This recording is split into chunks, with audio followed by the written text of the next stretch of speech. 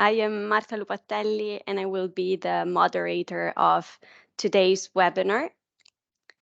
So I will start by sharing my screen.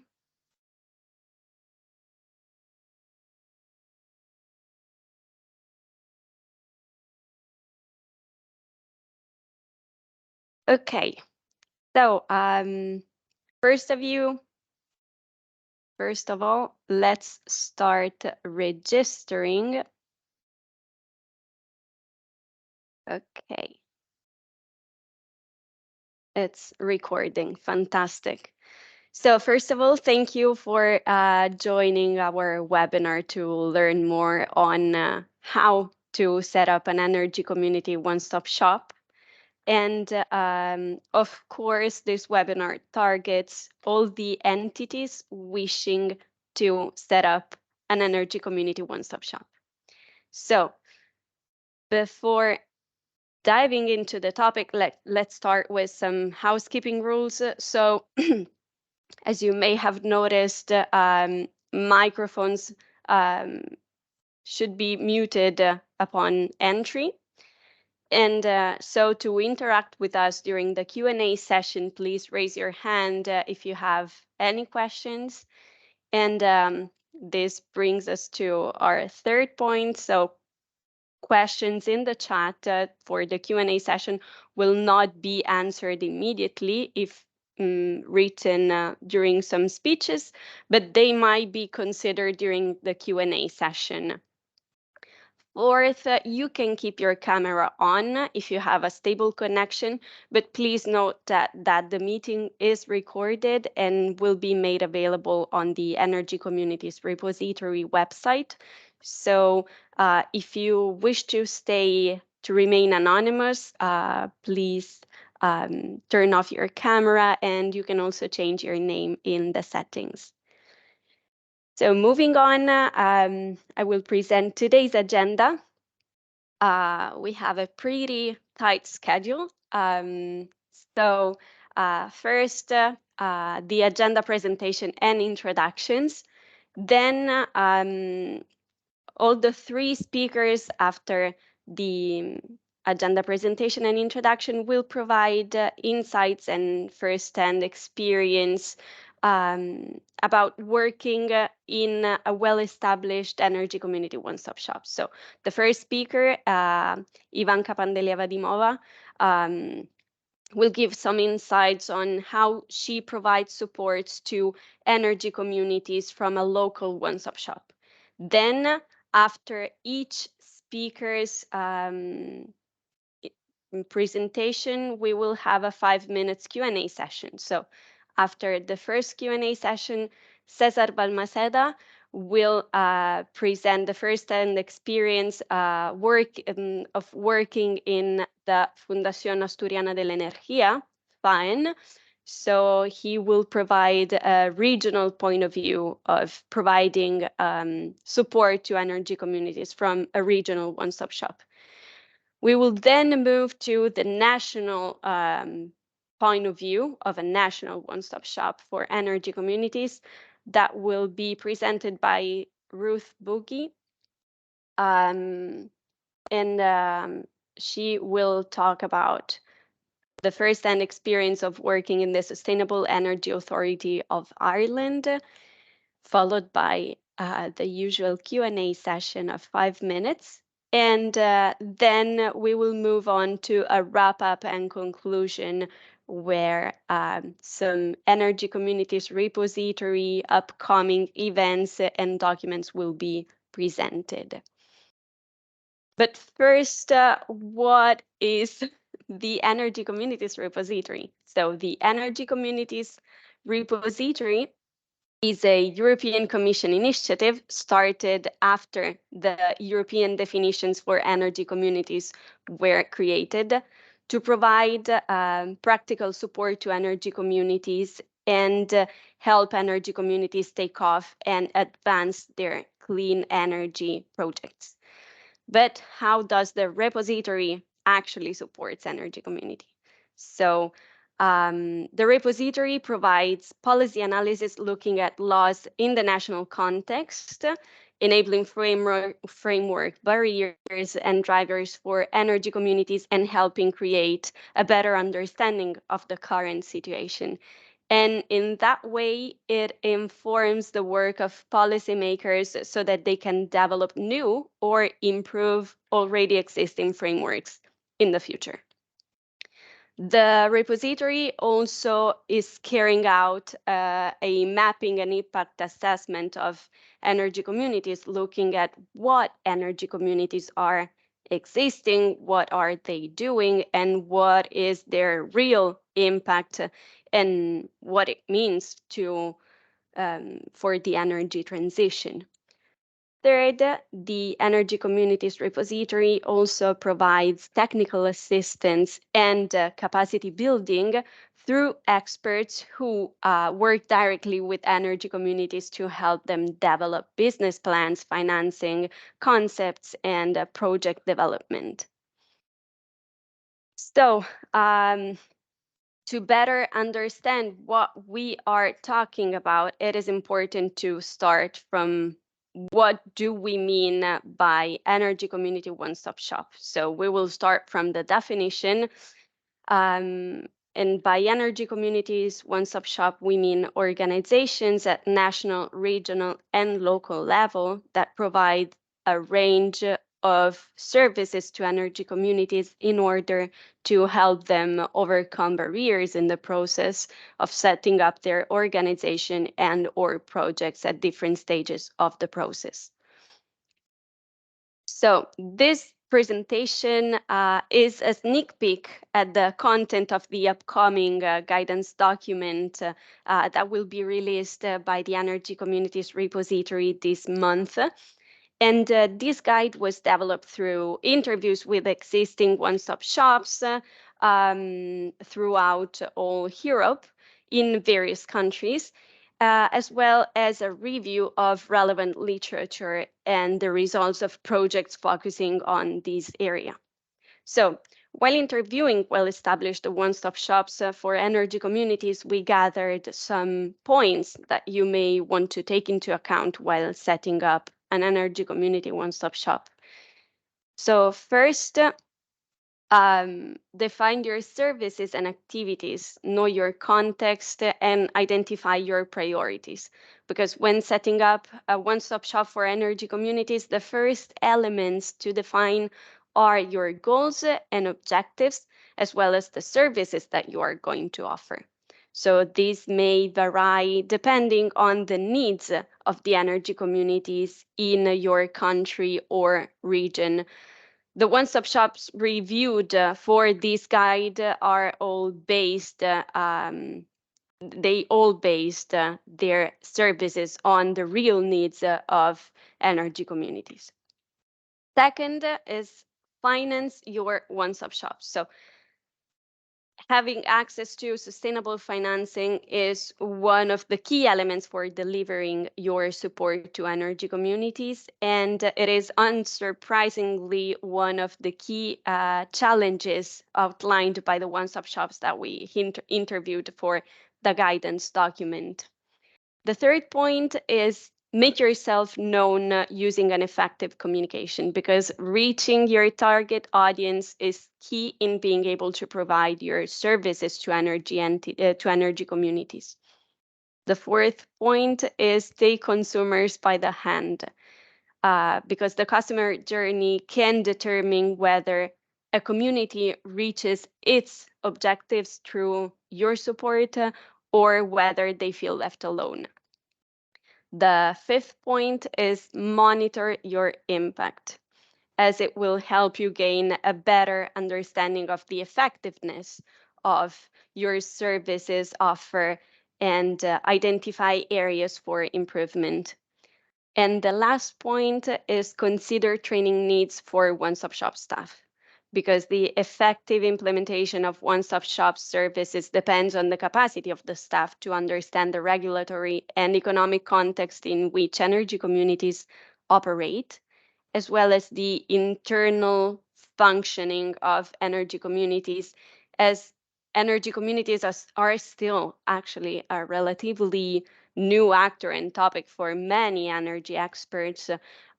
There is still a significant need to train the experts that will deliver the one-stop shop service.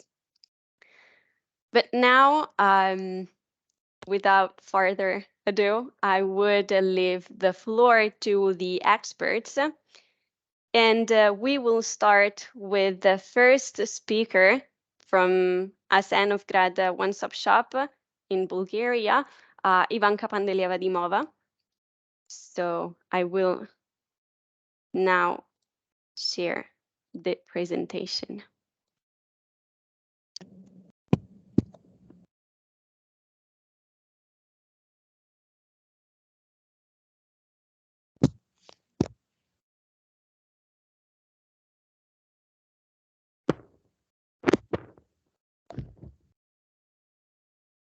Okay, Ivanka, I leave you the floor.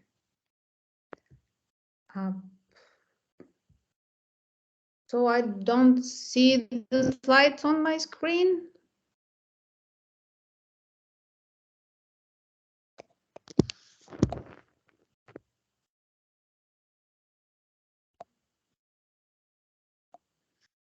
Yeah, now it's fine. Okay. Yep. So hello everybody, and thank you for joining us, and thank you for your interest towards our experience. I will try to be concise and leave more time for questions at the end. So our one-stop shop is a local one. It's created in a municipality in Bulgaria, Asenovgrad municipality, and it's created within an European project. So next slide, please. Can you hear me? Hello? Yeah. Yes, perfectly. Okay. Okay, thank you. Next slide, please. Marta seems frozen. Yeah, there is something with Marta. Yeah.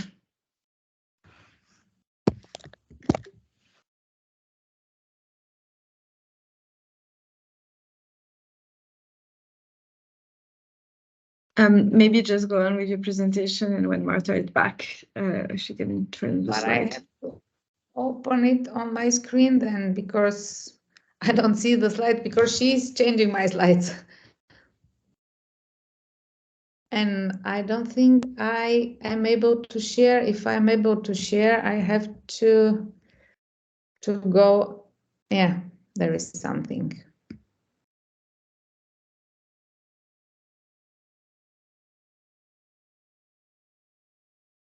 Okay.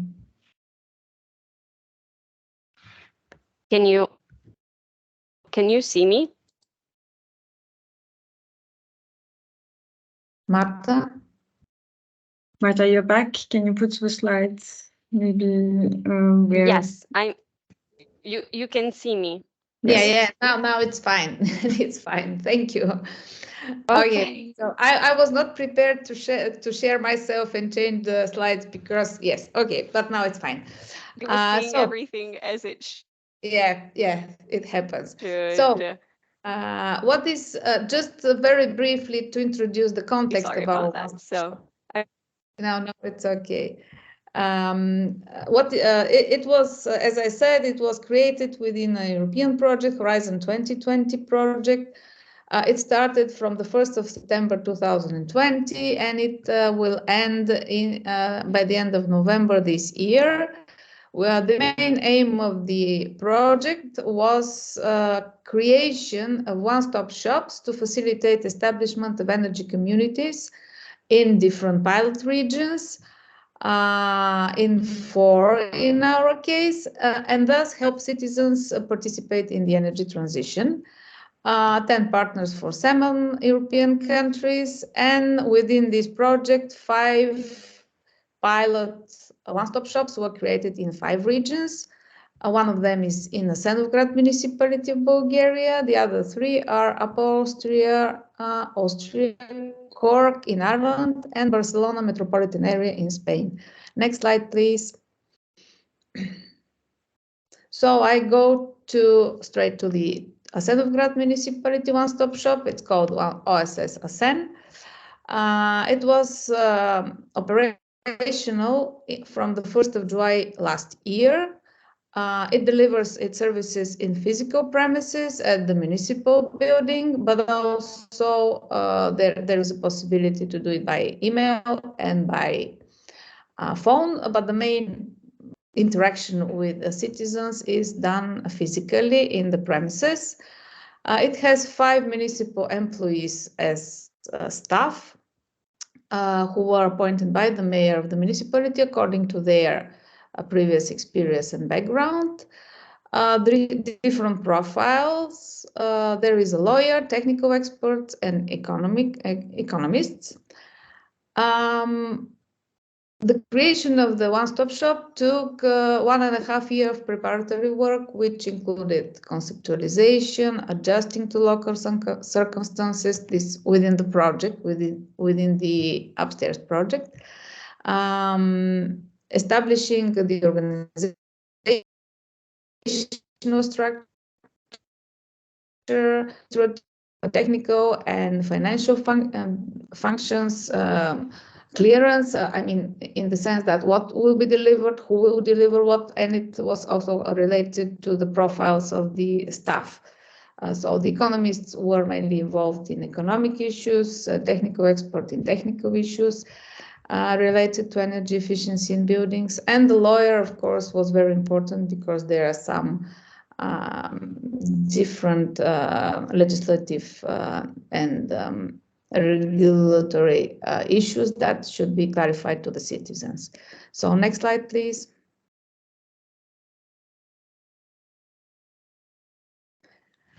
Before starting the operation, the 5 experts from the one-stop shop were trained. It was a one-day training. They were trained in various aspects, quite a lot of them, technical, economic, appraisal basics, because it's important to have this Bulgarian situation. Financing for energy efficiency building depends also on the economic parameters. Also training on legislative framework, local, national, and European, about funding possibilities. And also there was an aspect about how to create energy community in order to refurbish the whole building, because this is the main, I will show it later, it was the main focus of our one-stop shop. So it was one-day training, and immediately after it, the one-stop shop opened its doors and started serving the citizens. Next slide, please.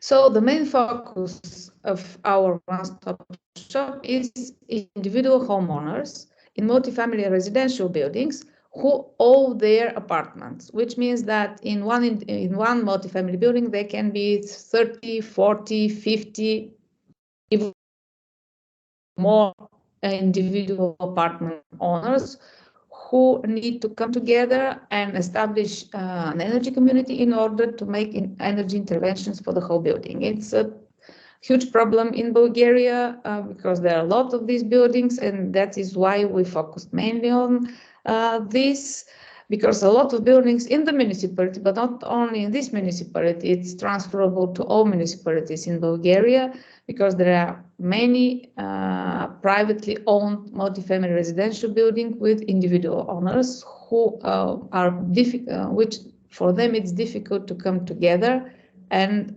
do interventions for the whole building. Mainly, the main type of buildings are concrete buildings like prefabricated panels or cast concrete. These are also very, very common in Bulgaria. So the main problem is that there are many individual owners, as I already pointed out, who need to come together and establish energy community to renovate the whole building.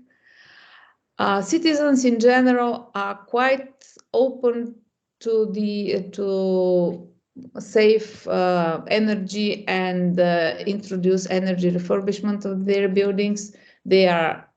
Many of them are aware it will bring them cost benefits and comfort and also environmental benefits, but they don't know how to do it because there are many of them in one building and they need guidance to come together and do it.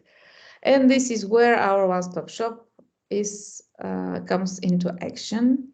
Next slide, please. So what is the basic concept of FAEN one-stop shop? The main aim is to facilitate homeowners to establish owners association and act as citizen energy community for the whole building. So this is the main issue that is emphasized to the citizens, that they should come together. They should come to an agreement, form an association of owners and start working together for the entire building. It also important aspect of this work of the Asenovgrad is potential integration of renewable energy sources in buildings. But the problem here is that the legislative framework for renewable energy communities, especially for multifamily buildings, is not developed yet. I mean, it's in a draft form in the parliament, but it's not still voted and in force, which hampers our activities in this respect, because we don't know what to tell citizens, how they will coordinate and how they will manage their combined efforts to install PV panels or biomass fuel boilers for the entire building. It's not clear yet, but we hope that next year we will start delivering also this kind of advice. Next slide, please. So as I already mentioned, the services are offered mainly on site, but also there is a possibility to call and to send email to the experts. The focus, as I already stressed, is creation of energy community for the entire building. The main focus for now is on energy efficiency, because it's more the legal and regulatory framework is more and is better developed, but also we provide the opportunity for the future to focus on the installation of renewable energy on the building. One major service that we provide is assistance for application for funding. There are different funding options in Bulgaria. They can be national, European, but it's one of the core aspects of the OSS ASEAN activities. And the service that the OSS offers is a complex one. As Marta already mentioned, it's very important that the citizens are all representatives of energy communities in our case, that they are taken by hand from the very beginning and are accompanied through the whole process. Hello.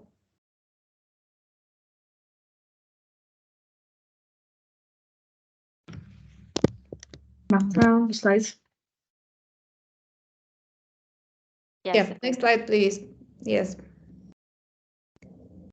So this is one, summary slide for the services that are covered. It's more detailed than what I already presented. I will not go into all details. Only I will say that we tried to cover all aspects of creation of energy community and of introduction of energy efficiency measures in the entire building, which means that we provide organizational, administrative, legal, technical, financial advice and guidance to the citizens. And also we provide facilitation and mediation among citizens themselves who live in the building, but also with the potential contractors, because our service ends with selection of contractors for building works, and also monitoring the building works and the satisfaction of citizens after the entire building is refurbished. Next slide, please. So these are the results we have achieved so far. More than 7,000 people have received advice and consultation, living in 68 buildings. 27, and not all of them have established energy communities and done anything on the buildings, but we have 27 who did this, 27 buildings. This will lead to expected primary energy savings, refurbished building area, and investment. Next slide, please.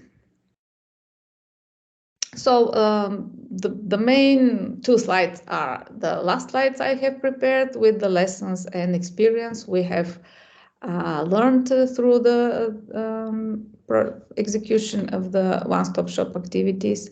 So the first thing is that initial funding is very important.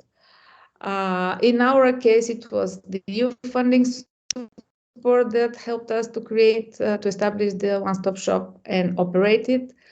And after that, because it proved quite successful, there is a decision of the municipality to prolong it at least for 1.5 years, maybe 2 years after the end of the project, and then we'll see. It will depend on how successful it will continue to be, but for now, this is the decision. It's very important to have political commitment from the municipality, from the mayor, from the municipal council. In our experience, staff members, it is an asset if staff members are municipal servants, because it guarantees impartiality, first of all, and then understanding of how things work from the inside. One major lesson is that it's very difficult to persuade individual homeowners living in multifamily buildings, because they're quite skeptical. They don't know what they can receive. If it will be beneficial. Some of them, not all of them. Of course, there are people that know, but there are people that have to be persuaded. And it takes a lot of communication and mediation, meetings, explanations, and it helps very much if we can tell them that they will be supported also financially for the refurbishment and for the entire energy intervention on the building. And it's important also to know that in these communities who live in multifamily buildings, word of mouth is quite important, because people communicate between neighbors and with the neighboring buildings, and it's one possible channel to spread the message and have effective communication with them. Next slide, please. And so I think this is my last slide. One lesson that we learned is that there are, in these multifamily buildings, live different type of households. Some of them are quite poor and they are at risk of energy poverty, and they cannot afford to pay their share in the refurbishment costs. So it's very important to have funding support for energy efficiency and renewable energy measures, and it helps to persuade those people, and it helps to do what is the main aim of our one-stop shop, to persuade them to come together and refurbish the entire building. And also very important, I will stress it again, it was already said that citizens should be taken by hand from start to the end of the process and supported all the time, not only once or twice consultation. They have to feel that they can go every time and receive advice and be guided how they should proceed further. I think this is all from my part. Next slide is, yes, next slide. Yeah, this is the website of our project. So thank you for, next slide is my contact information and also the contact information of the colleague from FAEN OSS. So I'm open for any questions from your part, and thank you for your attention, of course. Thank you, Ivanka. I'll just take a question from the chat, but if you have other questions, please raise your hand. So as the Commission, the training for one-stop shop staff, I don't think so, or not to my knowledge, but maybe Ivanka, you can tell us, as upstairs it's a project where you have several one-stop shops. Do you have maybe a replication part where you will organize training for maybe other people who would like to, or other organizations who would like to set up one-stop shops? Actually, within our project, it's, I mean, as part of the upstairs project of the larger one, all training modules are available in national language and also in English for further use.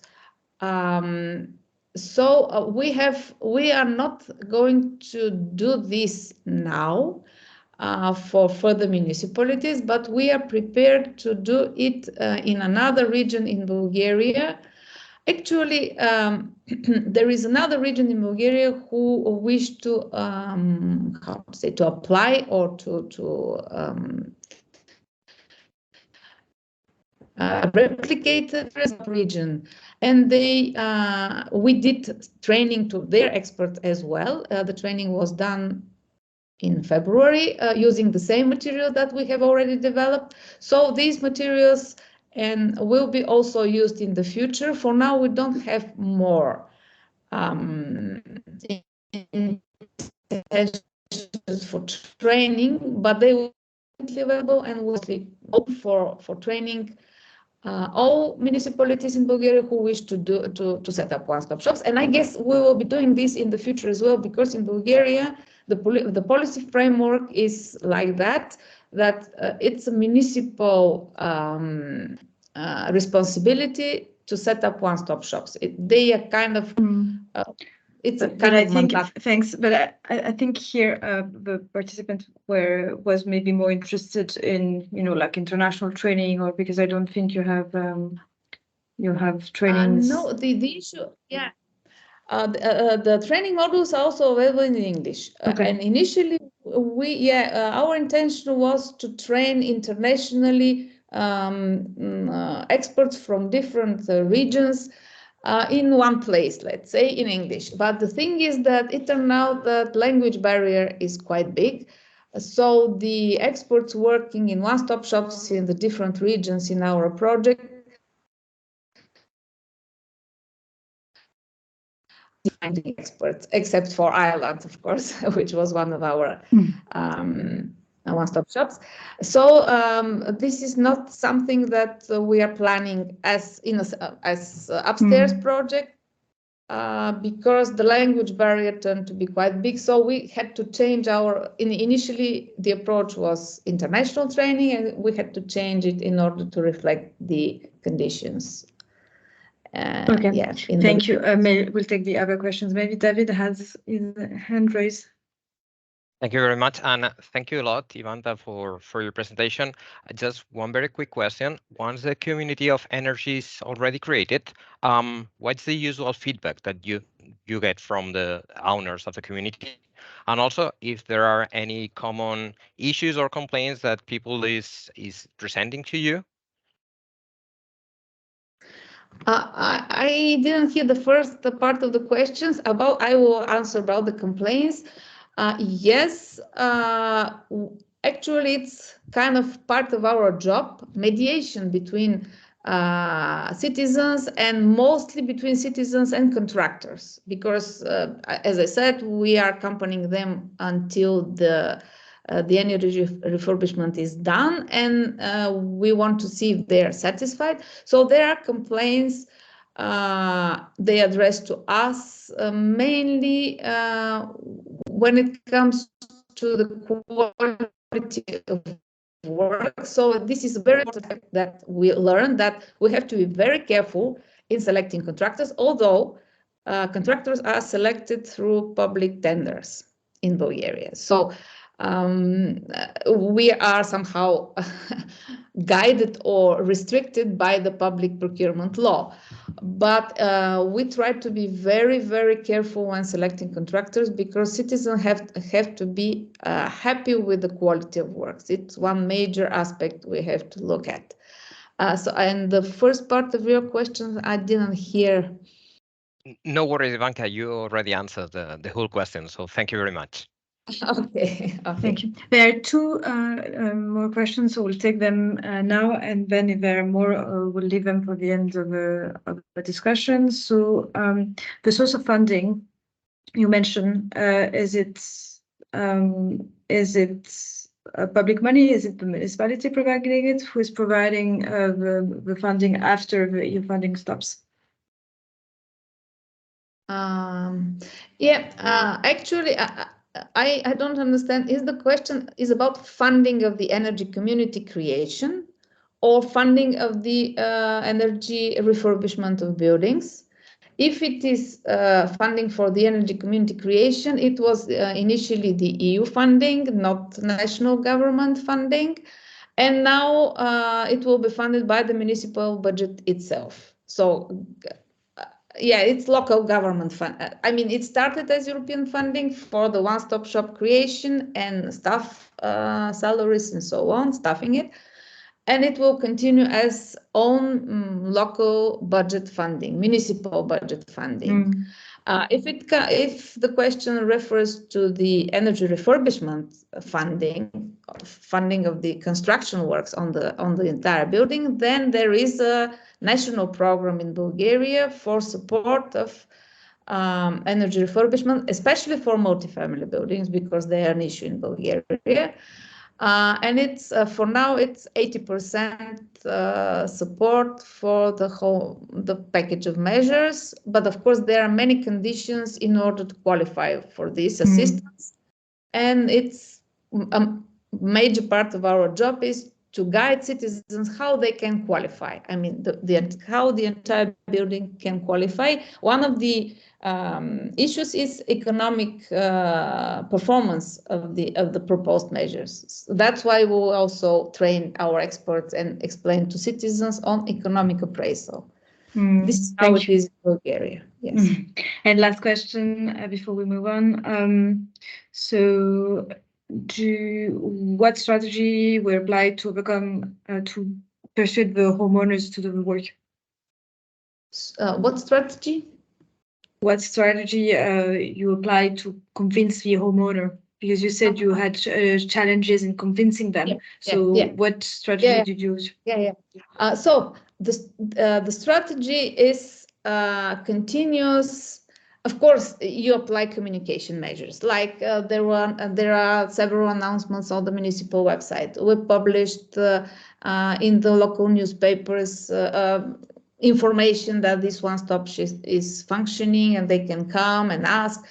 We have brochures that we printed matter that we distribute, but I should say that the main stress should be on meetings and contacts with the not all of the citizens if they come, but in many cases with the managers of the buildings, who are usually also living in the same building. That's how in Bulgaria. So the main communication channel is personal meetings and explaining to them that it is very beneficial to them, but also that they can have support. So communication on one hand, but also available funding to support them, their measures, and effective transfer of this message to them in person and in bilateral contacts and in meetings with the homeowners, physical meetings, I mean. So this is how it works. And of course, in the beginning, it was difficult, but then when the first 1-2 buildings started being renovated and people saw that it works, then the word of mouth actually made it move on. Yeah, once you have a front runner, then it makes things easier. Yes. Thank you very much, Ivanka, and thank you all for your questions. Marta, over to you. Thank you very much. So now we will leave the floor to the second speaker, Cesar Valmaseda from Fundación Asturiana de Energía. So, Cesar, you have 20 minutes. Thank you very much, Marta. Just let me share my screen. And please let me know if you can see. We can see your screen now. Yes. Let's try to put in presentation mode.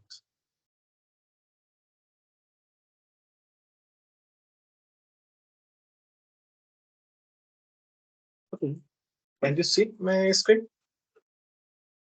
Yes, Okay. we can. So first of all, just let me say thank you to you, Marta, the team, media, and the whole Energy Community Repository Initiative for inviting us to stay here. Just let me a couple of slides to introduce FAEN as the Fundación Asturiana de la Energía as the regional energy agency in Asturias. We have a public body linked to the public administration, particular to the regional minister of ecological transition and the DGNR. And we have a not-profit institution with main mission is the promotion, support, and execution activities related to energy. Have 17 employees, and our main headquarters are in Mieres. Mieres is one of the Asturian cities, former coal basins, and our office is in a former coal mine building. So we are working in the industrial heritage. Quite nice. So our main activities, apart from the information guidance of energy from public administration, companies, and citizens, we are quite in charge of supporting and advising the policymakers and public authorities in the policy instrument preparation from strategy plans, action plans, in order to stabilize these links with them. Also, we are in charge to collecting energy information, energy data to provide the regional energy model in these reports. Also, we are collaborating in several innovation actions and in research and innovation projects, but also in territorial cooperation like Interreg programs. In this regards, our technical and economical support, we are trying to support any project or initiative, also SMEs and startups from one technical and economical point of view. And finally, last but not least, we are trying to communicate, disseminate any action activity related to energy in the region. So during the last month, FAEN was granted as and recognized in Spain by IDAE, our national energy agency, as one node of the Spanish network of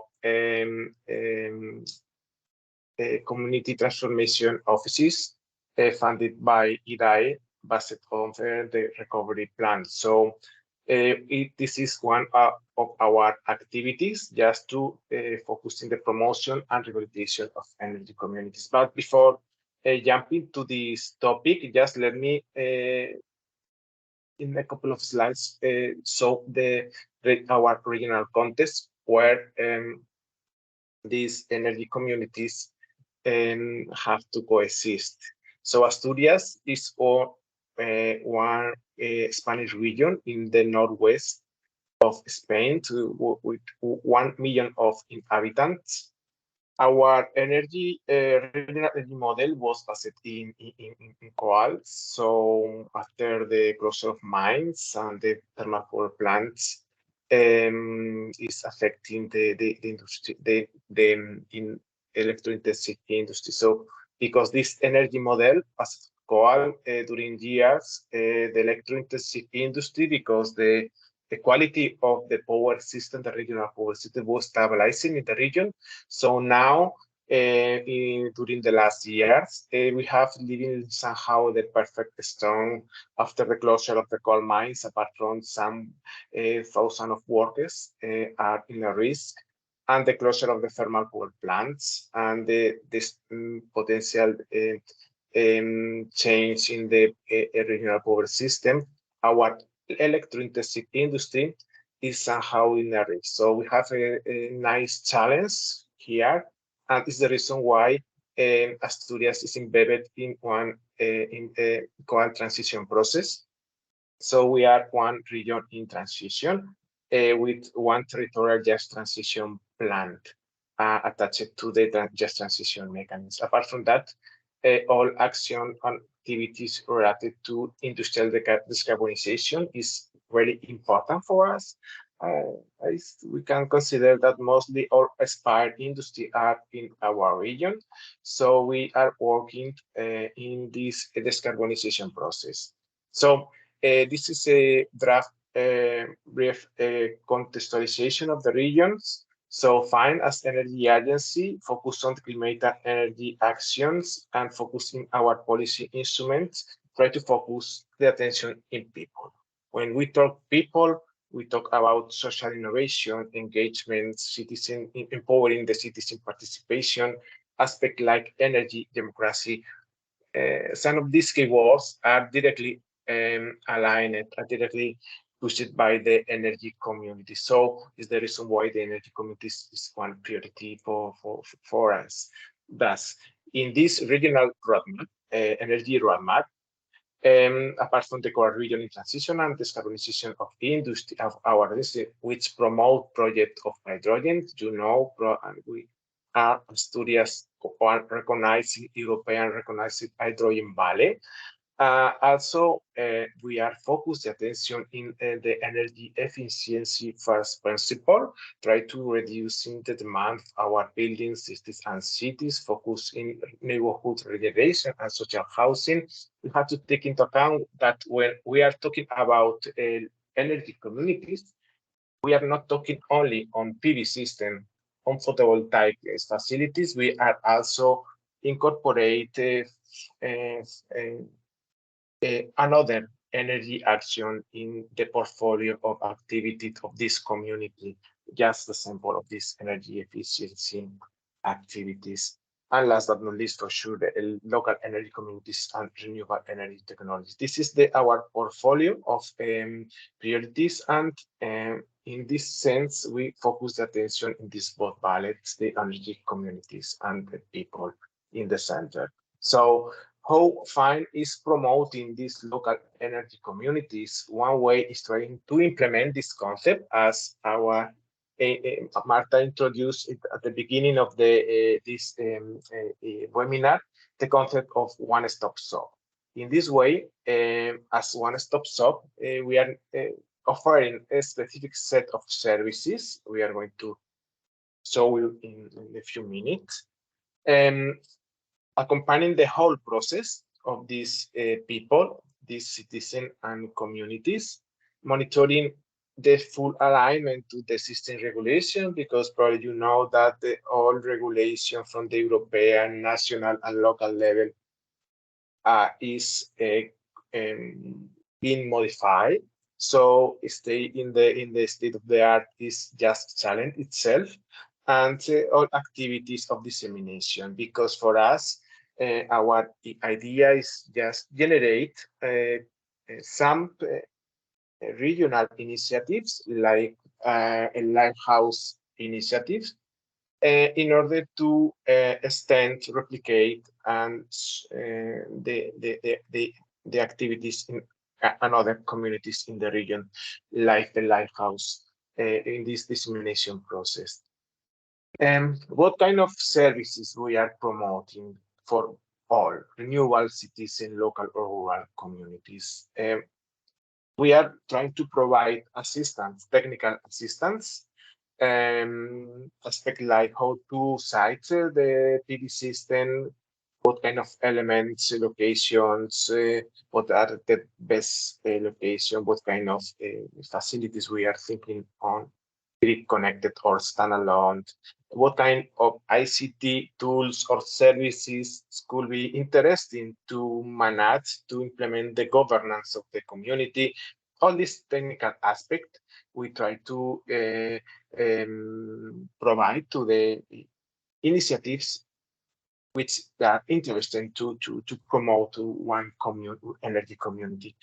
Also, we are able to provide, and we address the provision of financial tutoring and advice, providing the initial viability or financing plans, approaching different possibilities, the investment plans, calculating some economical parameters like payback and return of investment, knowing the existing public aids, grants, subsidies, which may support the funding or financing of the activities around the renewable energy projects around the community. But probably the main focus, or one of the main focus, are the legal, regulatory, and policy framework, as far as the major doubts may be coming from this aspect: how to state a collective self-consumption facility, different modalities of self-consumption, how to manage the governance model, and this kind of aspect, like how to incorporate public bodies in these communities. All these aspects are quite common to be consulted to us. And finally, just try to implement the, in any case, most proper governance models, trying to guide agreements and members, some public and private members, how to fit the distribution confidence in between them, how to create the legal entity supporting the community more than the self-consumption, collective self-consumption facilities, and this kind of aspects. So at the end, the full set of services are split in between technical, financial, regulatory, and guiding the governance model, implementing the community.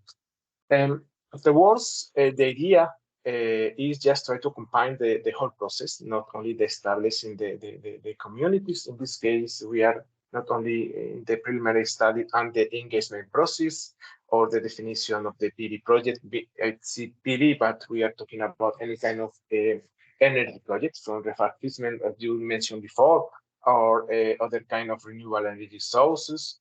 Initiate the agreement preparation for the collective self-consumption, all aspects related to the legalization of the facility, how to constitute a legal entity to conform association, one association, cooperative to conform the concept of energy community, stabilize the governance model with the distribution, and at the end provide the legal advice during the entire life of the community. So from our point of view, taking in mind our previous slides showing the whole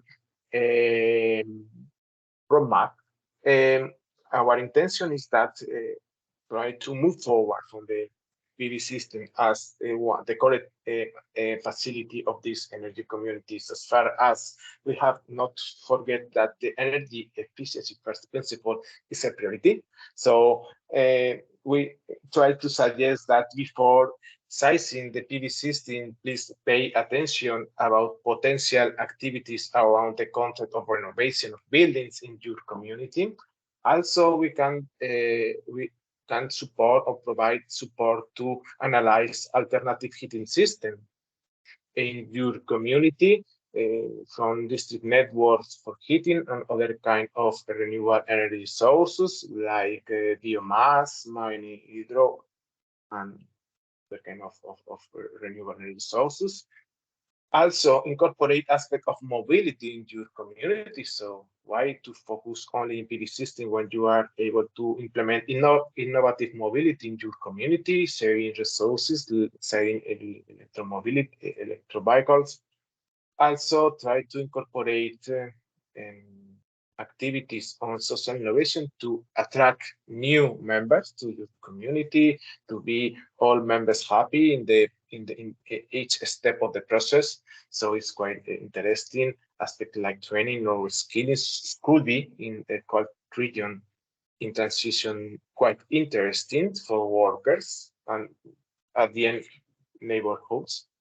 And in the end, try to implement under these communities the whole neighborhood regeneration process, further than the energy aspect of the community. Taking this in mind, we have now following 7 Asturian initiatives like lighthouse projects.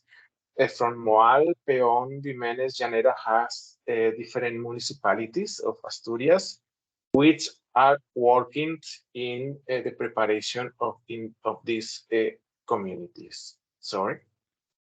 So is our intention, just to support these initiatives from in the process to conform the energy communities.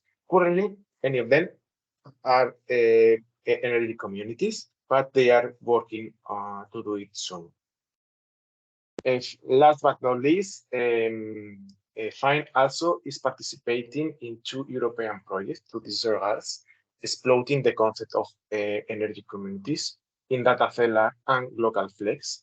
In this project, we are analyzing the potential of the data, how communities can obtain benefit of the data and services and IT services. And in the second one, local flex, we are analyzing how the concept of flexibility and demand response can apply to the benefit of these energy communities. And that's all from my side.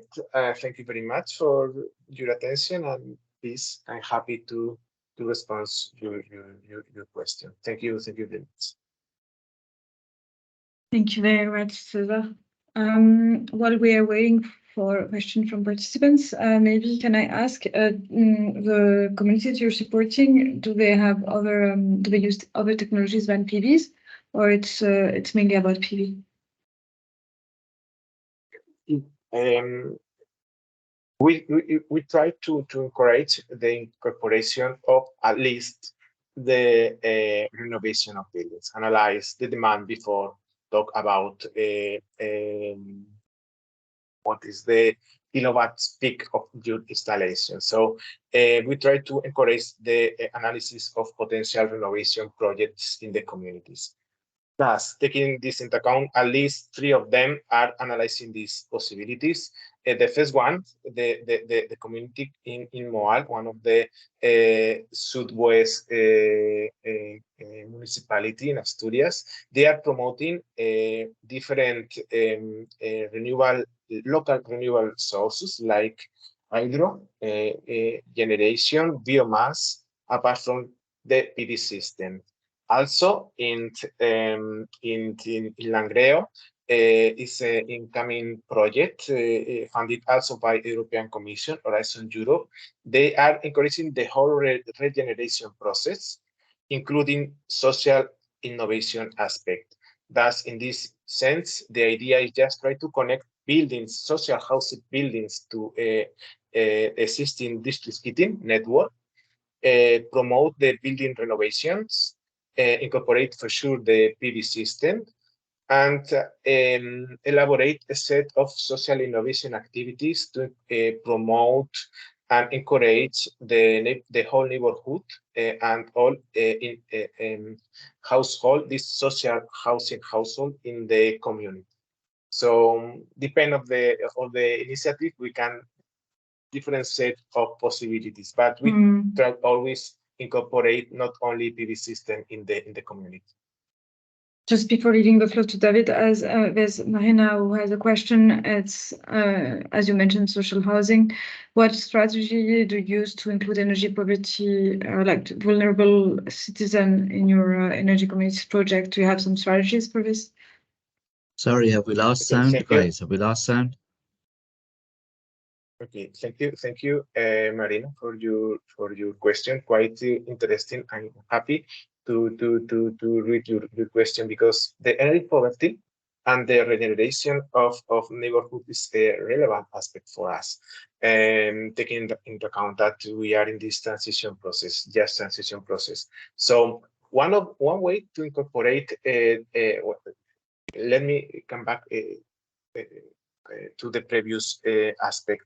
The first way to incorporate the energy poverty is just try to discover the energy poverty, because one of the main challenges I think that in this regards is just to identify the energy poverty in your neighborhood, in your city, in your region. So once you have a more clear picture about what different neighborhood, what people is addressing these needs, the idea is just to incorporate them by social innovation. But in any case, our more direct strategy to incorporate these cluster people is just try to address the social housing. So we are in contact with the Asturian social housing entity. So we are trying to incorporate, generate communities around the social housing neighborhoods.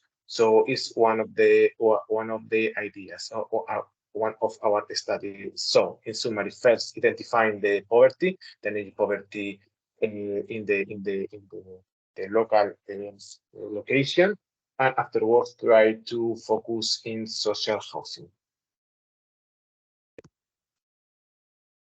Thank you. David, if you want to take the floor. Thank you, and thank you, Cesar. Hola.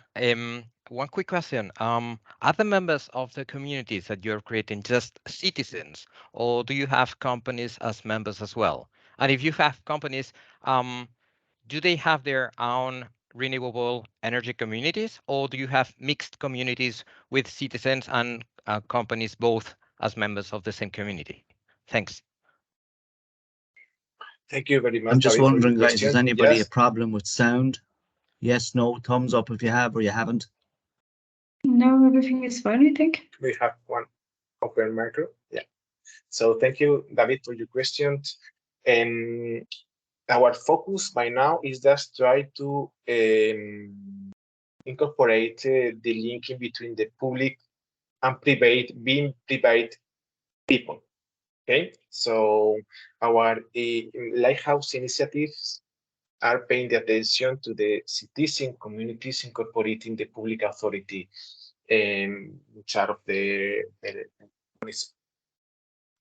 we have not any initiative incorporating private companies, but it's our intention, because probably you know that one of the main economic sector in Asturias is the primary sector, and the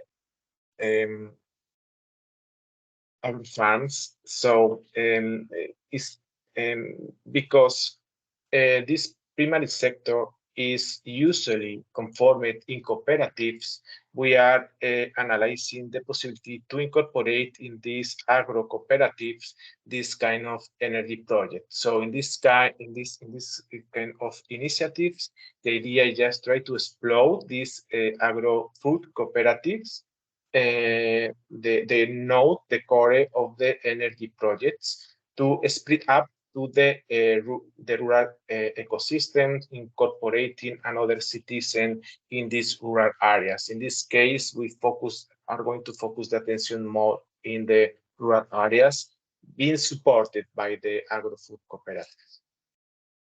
Great. Gracias, Cesar. Thank you. We have several other questions. We'll take them quickly and then stop because we are running a bit late. Social innovation, can you please share an example? Yeah, social innovation means just try to incorporate the public participations in the daily life of any activity. In this case, in the energy community. So there are different techniques and different approaches to help and support this public participation. So when we when we say social innovation, means any activity facilitating the participation of people, normal people, in any kind of community, from training, from focusing the attention in some group of people, but at the end, the idea is just try to focusing the attention in the people, trying to help them to provide their ideas to the community.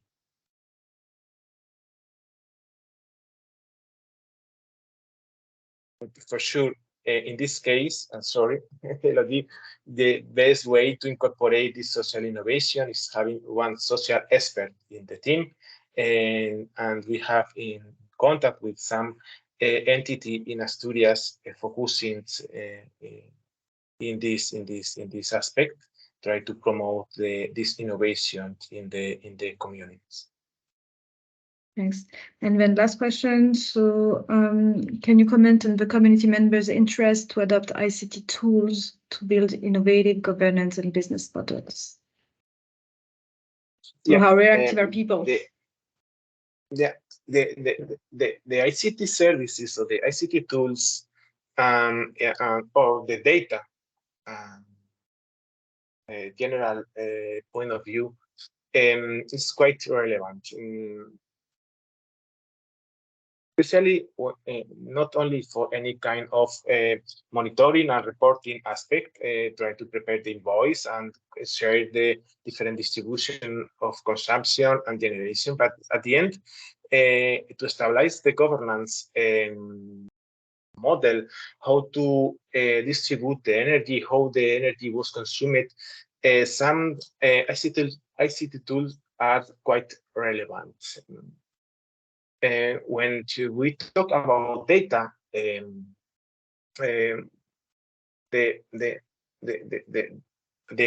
point is how much confiability, how much trust this data show to the people. In this sense, techniques like blockchains are being applied in these communities to generate this confiability, this trust in the data we are moving in between the members. A blockchain also is used to any kind of peer-to-peer interchange of energy, to prepare the reports, to prepare the invoice. So it's one of the tools quite useful to keep a good governance in between the members.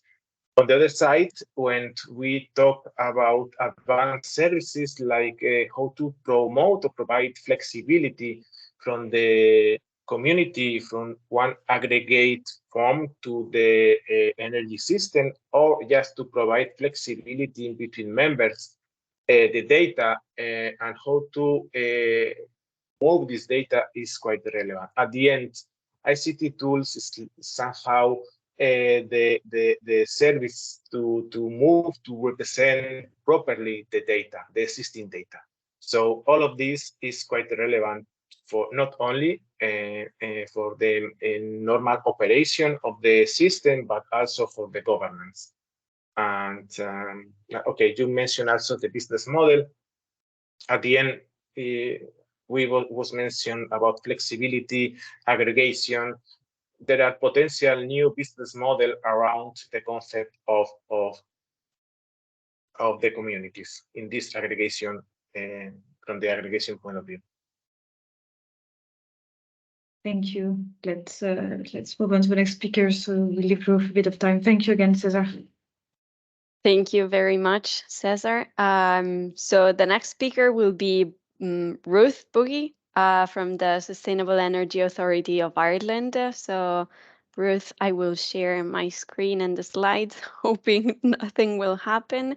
And sorry again about that. No problem. Thanks, Marta. If there's any problem at all, just let me know and I can put, there we go. Cool. Thanks very much. Okay. Can you see? I can. It's not in presentation mode. Okay, then. That's it. What about Perfect. now? Perfect. Fantastic. Thanks so much. That's great. Good morning, everyone, and thanks very much to Marta and to Miriam for the invitation to speak this morning. My name is Ruth Buggy and I manage our Sustainable Energy Communities programme in SEI, though I am migrating into a new role at the moment. I also manage our schools and youth education programmes here as well.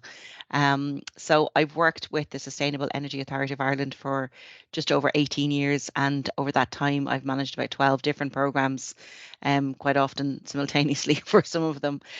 So I'm happy to give an overview of my experience of the Sustainable Energy Communities programme, which I've worked in since 2015. Marta, if you're okay to put the next slide, please. Great. So there's a little bit of background on SEI. We are a government agency. We're fully funded. So I am a public servant. So certainly going back to Ivanka's presentation, it does make things easier when you're fully independent of any other interests when you're providing these types of services here. So we work with government, homeowners, householders, businesses and communities to help create a cleaner energy future. Next slide, please. So just to give a quick overview of what I'm going to cover today, and there are certainly a huge amount of parallels between Cesar, Ivanka and my own presentation, which I think is possibly the point, but it's interesting to see how they're framed in other regions. So I'm going to show what we provide in terms of community energy project support, how those different programs fit together, and I suppose some of the evolution of those supports, what the main challenges we encountered are and what actions we took to overcome these, and then what suggestions and advice I could dare to give to such a group of people. Next slide, please. So this is the supports one. So when we set up our programme, it's okay to go to the next slide, thanks. We developed a definition. So our programme actually started in 2006 as a European research project. And when it was initiated, the prevailing model was that anyone who was going to set up a sustainable energy community had to be a municipal authority, or in Ireland, a local authority. And it was viewed that they were the best placed organisations to take this on. And we worked with 3 local authorities in Ireland and one in particular to set up a demonstration zone to try and showcase what the 2020 energy targets might look like and find solutions. So the definition that was developed then was that a community was one that works where a group of people work together to develop a sustainable energy system for the benefit of the wider community. And they would do that by being energy efficient as possible, looking to renewable energy where feasible, and then considering smart energy solutions. So that really worked well from an energy efficiency perspective and the programs we had under that. In our program, the community can be really as small as a street of homes or as large as a county or a region. So we do have overlapping sustainable energy communities, and you can be a member of more than one. We don't have any problem with that at all. We certainly believe that communities of active energy citizens will lead the societal transformation to a low carbon future, and it'll be people before technology, but hopefully society supported by technology in this case. Next slide, please. So when we started the programme, we looked to see how we could support communities to, I suppose, work in partnership and provide those supports, which I think we mentioned before has been very much the hand-holding supports. So in our Learn network, we set that up back in 2015, at the end of 2015. And really, it's an open collaborative sharing and learning network. So peer-to-peer learning between communities. Levels of activity vary. Typically, a third of our communities are very active, a third are somewhat active, and a third are dormant from any point in time. That can do with competing demands on the community themselves.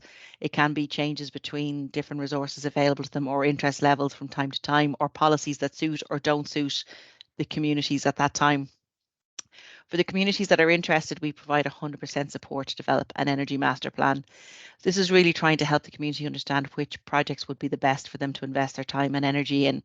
So the funding is there to baseline the energy use in the community and then to develop a register of energy opportunities, which will include a rough order of magnitude in terms of which projects will pay back faster, what level of government support is out there for grants to undertake the work, the type of challenges that might be involved, how difficult they might be to overcome. So it really just helps the community say, okay, these are all of our choices. Back at the early stages of the programme, we would have seen an awful lot of kind of micro hydro projects come to us looking for funding, and that's fine, but the payback on those can be 30 to 40 years, whereas insulating the school attic might pay back in 8 months. So it's kind of getting at some of that relativity of what the choices are for the community. It's not saying you can't do it, it's just saying these are your choices and these are the ones that can be supported. So which ones do you want to know? Now that you know, which ones do you want to do? And that brings us to the do stage. So we have a capital grant programme that my colleague manages, where we provide between 30 and 50% for communities to undertake work. The primary focus in this programme is around energy efficiency. It's under the Energy Efficiency Directive. That's what we're trying to support. There is some support for renewables.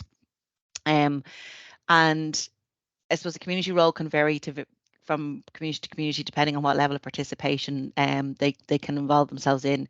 Quite often they're looking to another project coordinator to take them on as a project, and only a few of our communities are in a position to be able to project manage their own. So we really have to look at other opportunities for communities to participate at a smaller level that they themselves can be empowered to manage, if that's what they want to do. Next slide, please. So the more detailed version of the community journey is really around the first step is that they join the network. So that takes about 2 minutes.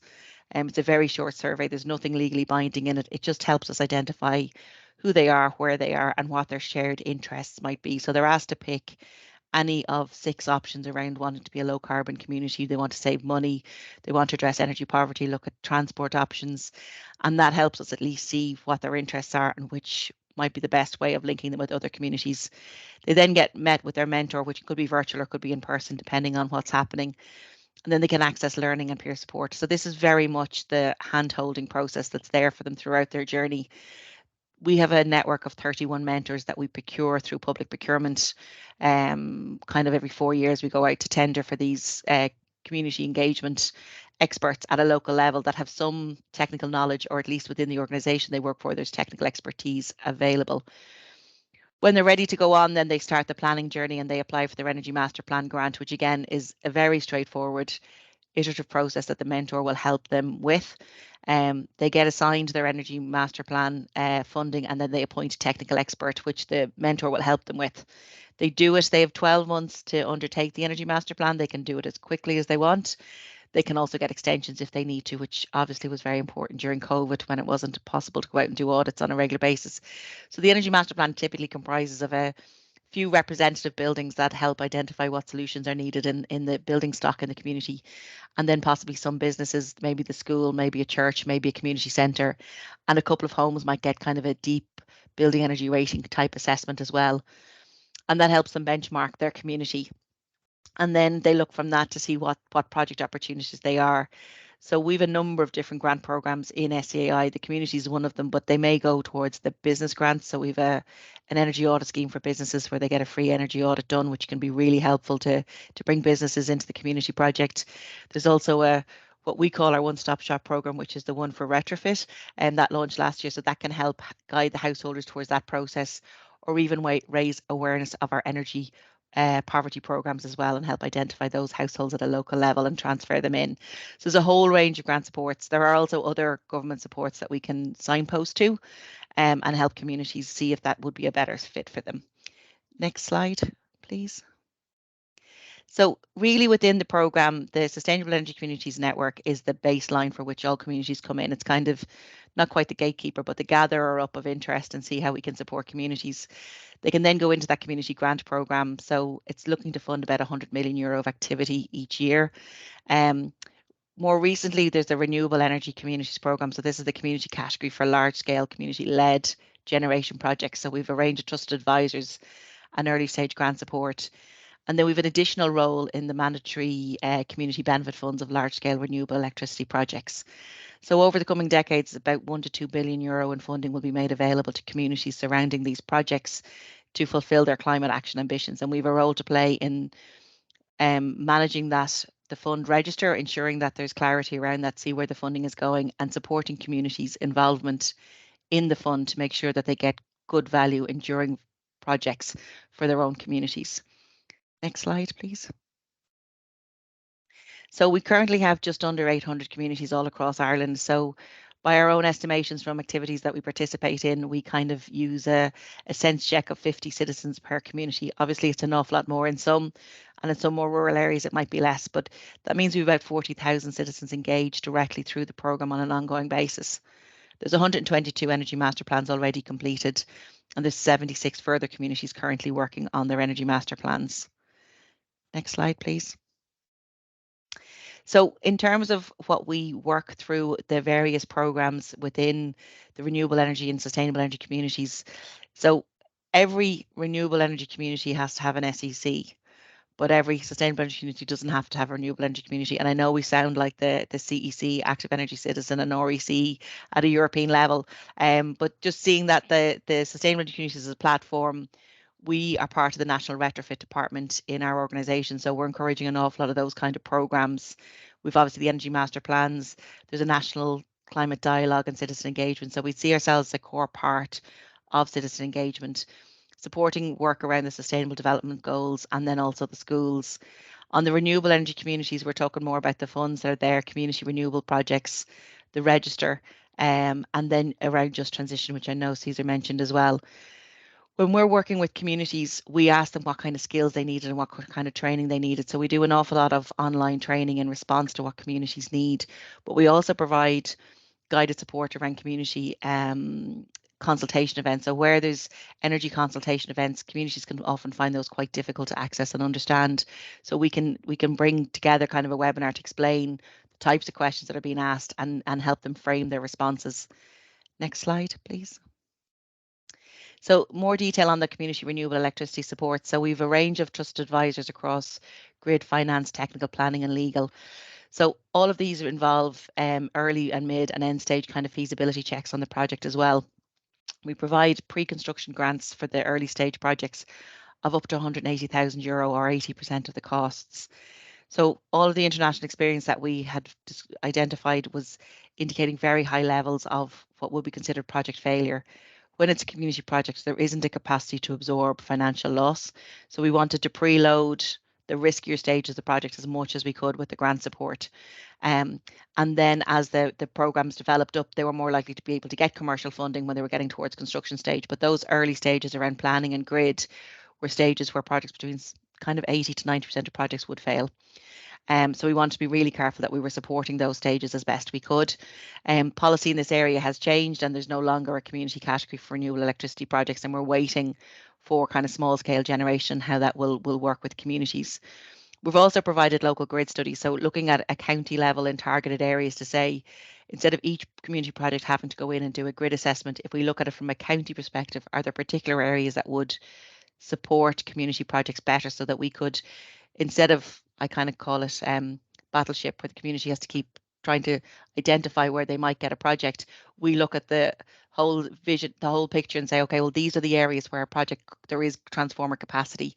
A project would succeed if it was in this area, and try and guide communities in those areas to the project. So we do have a developer-led grid system in Ireland instead of a grid-led kind of engagement process. So we're trying to support that. So we've also developed 7 guides and 2 more due around stakeholder engagement and business planning and procurement. So they're actually there. So if you go on to the next slide, hopefully there's pictures of those guides. So this is just we set up a community renewable electricity team. The trusted panels are in place. There's the financial supports, and then the online information warehouse, which is kind of, again, to use the term we're all probably slightly overusing, a one-stop shop for community guidance and resources, specifically for renewable electricity projects at this time, but could work across a range of other areas as well. Next slide. So these are the first four that we did. So this was trying to give communities information around the planning process, and then understanding solar PV, onshore wind and grid connections. So really a very simplified version of easy to understand processes around what's involved in projects of this nature. And what comes through quite clearly is how long it can take for communities to get a return on investment from these type of projects. And it's a long-term vision for the community. You could be 9-10 years into a project before there's an income. Next slide, please. And then these are the last three that we've done. So there's community groups and governance structures, the Irish electricity system, just a kind of a general overview of the whole lot before communities dive in too much so they understand the kind of challenges that's there.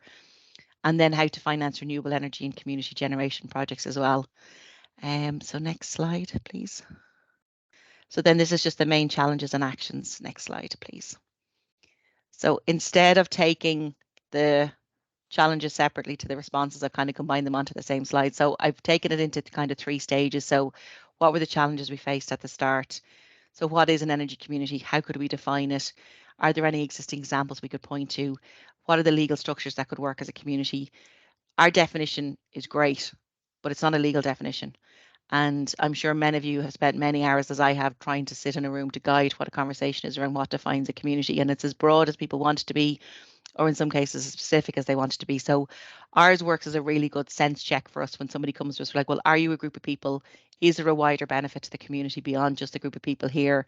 And are you looking to be energy efficient, look at renewables and do smart technologies? If yes, then you're in our category. If you don't pass that sense check, then maybe there's a different program that might suit you better.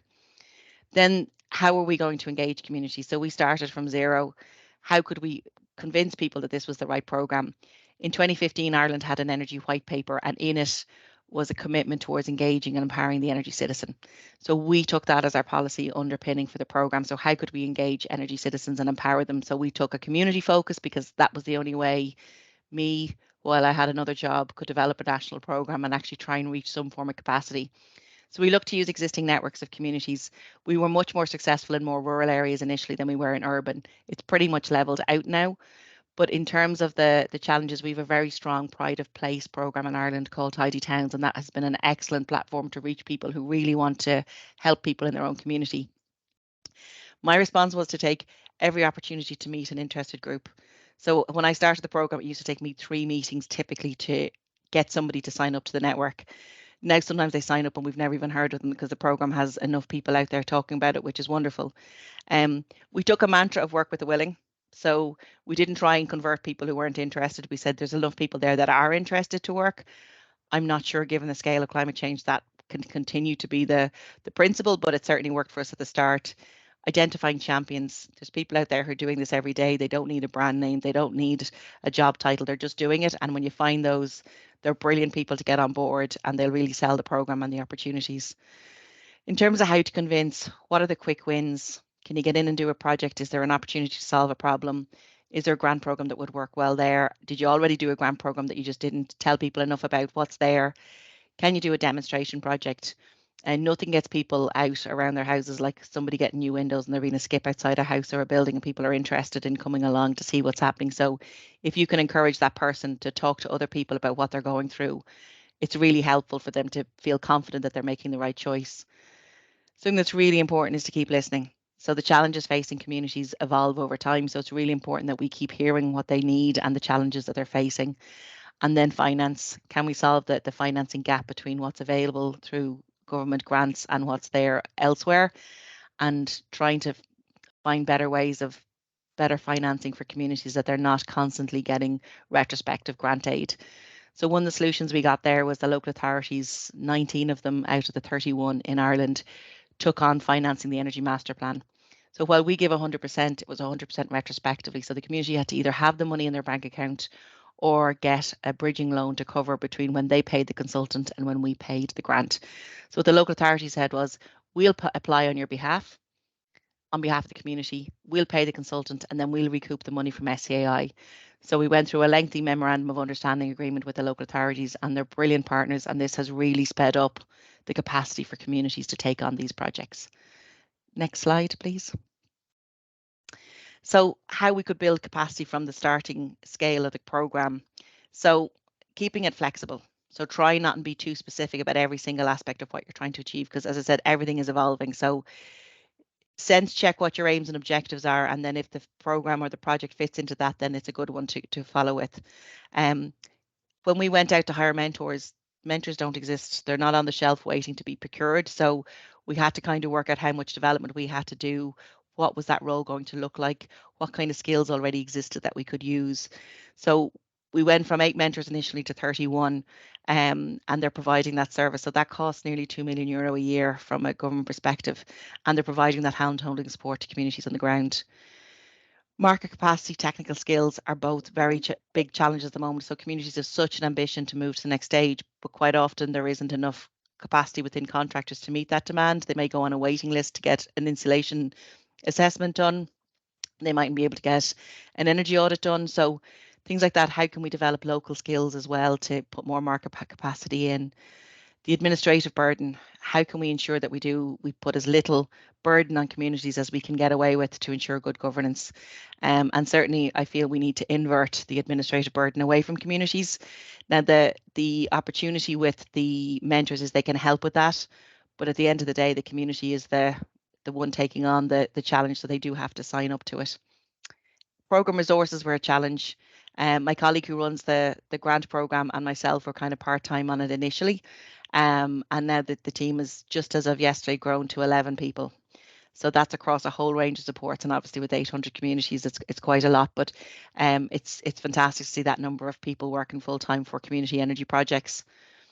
Trying to develop a load of online tools that can reach a lot of people very quickly.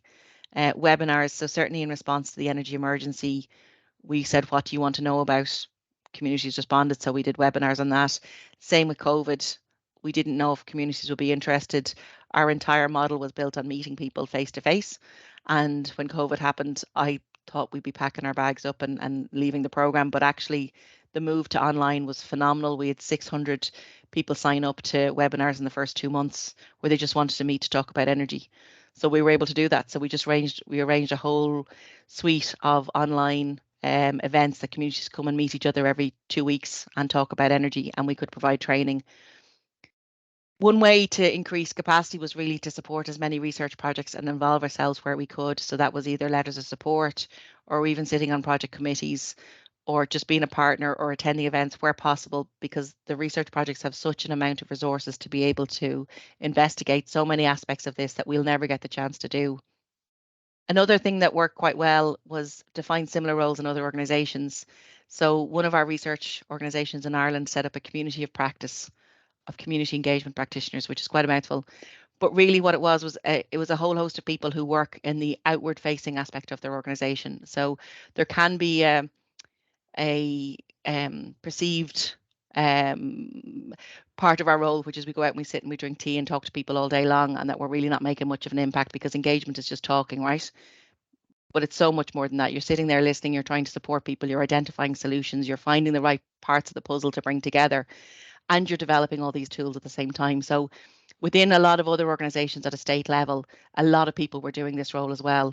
For some organisations, their metric of success was how few judicial reviews a project might have gotten.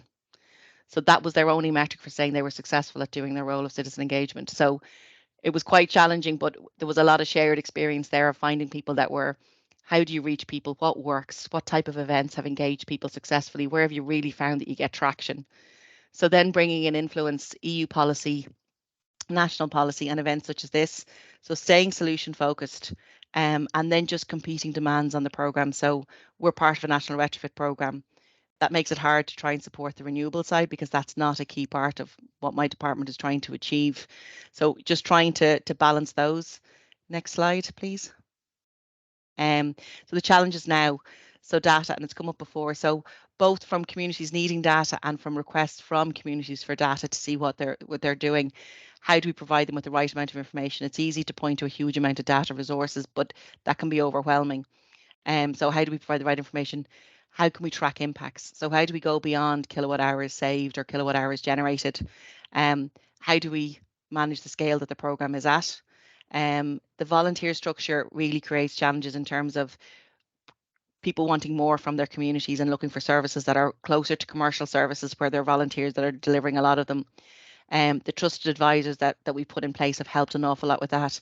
Improving mentor capacity. So we're due to go to tender very soon for a new mentor panel, and that will have more capacity to support the volunteers. How can we leverage local stakeholders, local organisations, community development associations, local authorities? They've been so brilliant in supporting the programme.